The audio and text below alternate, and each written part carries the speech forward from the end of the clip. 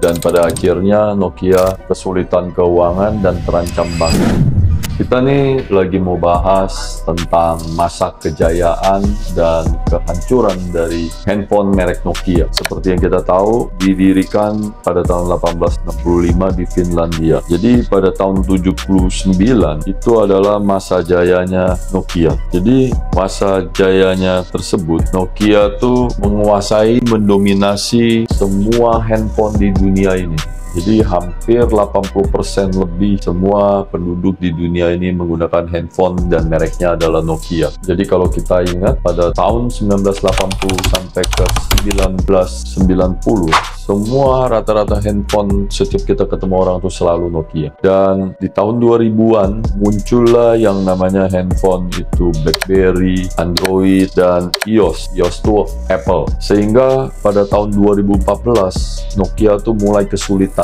Tinggal sisa 20% handphone Nokia yang masih digunakan oleh seluruh penduduk di dunia ini. Dan pada akhirnya Nokia kesulitan keuangan dan terancam bangkrut. Sehingga dibelilah Nokia pada tahun 2014 oleh Microsoft. Jadi Microsoft itu masih mencoba mengembangkan handphone merek Nokia. Dipadukanlah Android ke dalam Nokia. Jadi yang dulunya Nokia itu adalah handphonenya digital, berubah menjadi smartphone. Tapi pada kenyataannya semua udah terlambat, dan meskipun mereka bergabung dan dibeli oleh Microsoft, kita sempat melihat handphone Nokia tuh udah berbasis pintar ya. Tapi tetap nggak berhasil karena harus bersaing dengan BlackBerry, Android, dan Apple. Dan sampai akhirnya handphone Nokia sendiri sampai sekarang nggak ada lagi orang yang pakai. Kita belajar dari pengalaman ini. Siapapun dari kalian yang adalah pengusaha, kita harus membuka terus ilmu, membuka terus diri untuk selalu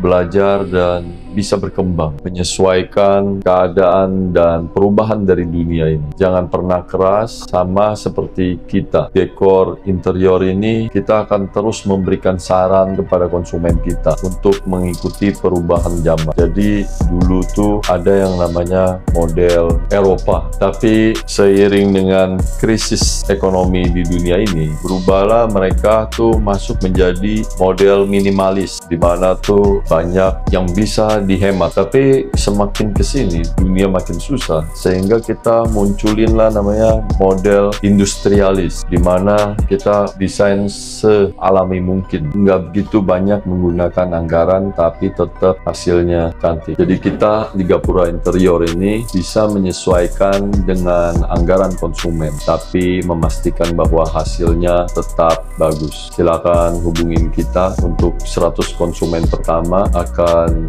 mendapatkan gratis jasa desain interior kita. Lebih mudah bersama Gapura Interior.